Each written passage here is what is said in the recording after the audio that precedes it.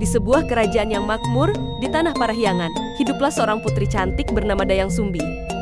Ia adalah putri seorang raja yang bijaksana. Kecantikannya dikenal di seluruh negeri, tetapi Dayang Sumbi memiliki hati yang penuh dengan kerapuhan. Ia lebih suka menghabiskan waktu di dalam istana, merajut kain, dan membaca lontar-lontar kuno. Namun suatu hari, ia merasa bosan dengan kehidupan istana.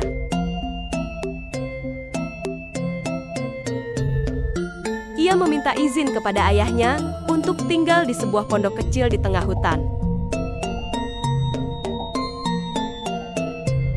Sang raja, meskipun berat hati, mengabulkan permintaan putrinya. Dayang Sumbi pun tinggal di pondok yang dikelilingi pepohonan rimbun dengan hanya seorang pelayan setia yang menemaninya.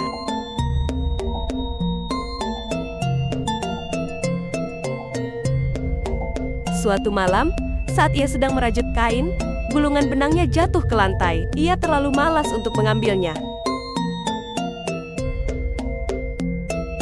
Ia lalu bersumpah, "Siapapun yang mengambilkan benangku, jika ia laki-laki, akan kujadikan suamiku."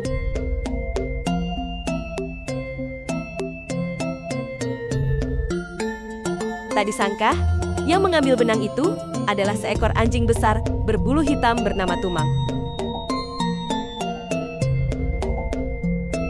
Dayang Sumbi terkejut, tetapi ia tidak bisa menarik kembali sumpahnya. Tumang bukanlah anjing biasa, ia adalah titisan dewa yang dikutuk. Karena kesaktiannya, ia dapat berubah menjadi manusia saat malam tiba. Beberapa bulan kemudian, Dayang Sumbi hamil dan melahirkan seorang anak laki-laki yang tampan. Ia menamai anak itu Sangkuriang. Sangkuriang tumbuh menjadi anak yang kuat dan cerdas. Ia sangat lincah dalam berburu dan sering masuk ke dalam hutan untuk mencari buruan. Namun, Dayang Sumbi tidak pernah memberitahunya siapa ayahnya yang sebenarnya. Ia hanya berkata bahwa ayah Sangkuriang sudah tiada.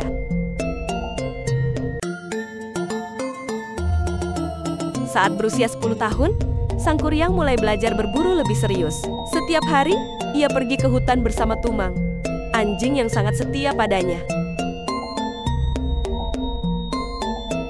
Namun, Sangkuriang tidak tahu bahwa Tumang adalah ayah kandungnya. Suatu hari, Dayang Sumbi meminta daging rusa kepada Sangkuriang. Ia ingin memakan daging segar yang lezat. Sangkuriang pun pergi ke hutan dengan Tumang, mencari rusa yang diinginkan ibunya.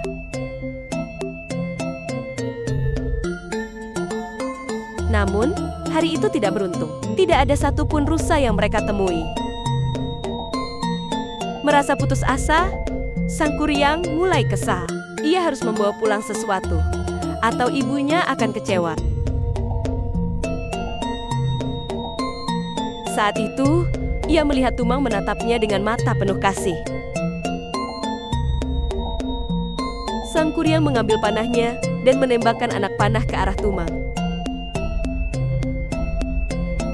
Anjing itu terjatuh dan mengeluarkan rintihan pilu. Sangkuriang segera menyadari kesalahannya, tapi sudah terlambat. Dengan berat hati, ia membawa pulang daging Tumang dan memberikannya kepada ibunya. Saat mengetahui apa yang telah terjadi, Dayang Sumbi murka.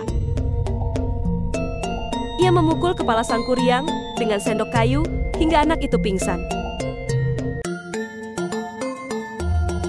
Saat Sangkuriang sadar, ia merasa sakit hati dan memutuskan untuk pergi meninggalkan rumah.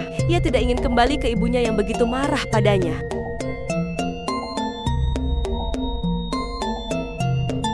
Bertahun-tahun berlalu, Sangkuriang tumbuh menjadi pemuda gagah perkasa. Ia merantau ke berbagai daerah, belajar ilmu kanuragan dan kesaktian. Setelah merasa cukup kuat, ia memutuskan untuk kembali ke kampung halamannya.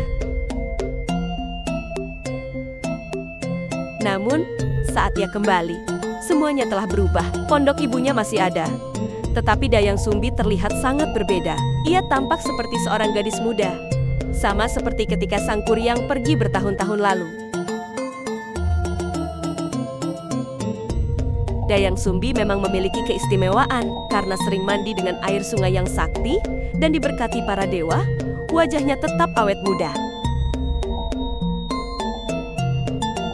Saat Sang Kuryang bertemu dengan Dayang Sumbi, ia tidak mengenali wanita itu sebagai ibunya.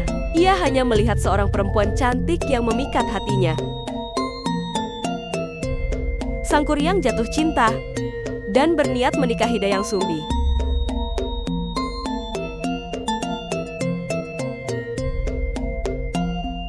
Dayang Sumbi yang juga tidak menyadari bahwa pemuda tampan di hadapannya adalah anaknya sendiri, menerima cinta Sang Kuryang. Mereka mulai menjalin kasih, dan Sang Kuryang akhirnya melamar Dayang Sumbi.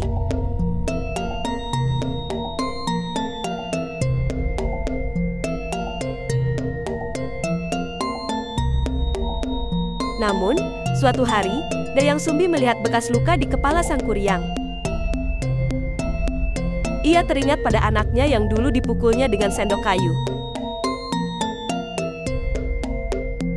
Setelah menanyakan beberapa hal tentang masa lalunya, Dayang Sumbi tersadar bahwa pemuda itu adalah anaknya sendiri. Ia merasa sangat ngeri dan tidak mungkin menikahi anak kandungnya sendiri. Dayang Sumbi pun berusaha mencari cara untuk menggagalkan pernikahan mereka. Dayang Sumbi akhirnya memberi Sang Kuryang sebuah syarat untuk menikahinya.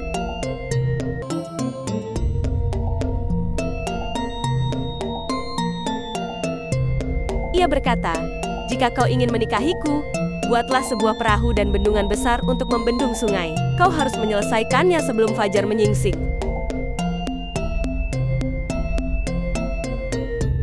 Sang Kuryang menerima tantangan itu tanpa ragu. Dengan kesaktiannya, ia memanggil para jin dan makhluk halus untuk membantunya membangun bendungan dan perahu dalam semalam. Saat malam semakin larut, Dayang Sumbi mulai khawatir. Ia melihat bahwa Sang Kuryang hampir menyelesaikan tugasnya. Bendungan hampir selesai, dan perahu besar sudah hampir selesai dibuat. Dayang Sumbi pun mencari cara untuk menggagalkan usaha Sang Kuryang.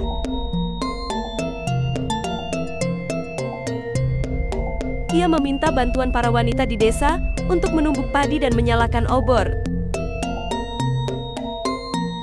Ia juga memerintahkan ayam-ayam untuk berkokok lebih awal. Dengan cara ini, langit mulai tampak terang seperti menjelang pagi. Melihat cahaya yang menyebar di ufuk timur dan suara ayam berkokok, Sang Kuryang mengira bahwa fajar telah tiba.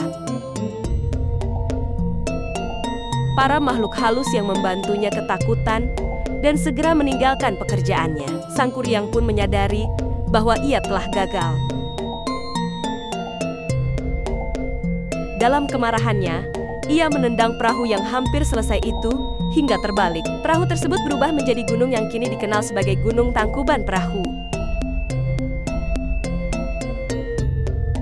Sang Kuryang pun menghilang dalam kemarahannya. Sementara Dayang Sumbi terus hidup dalam penyesalan.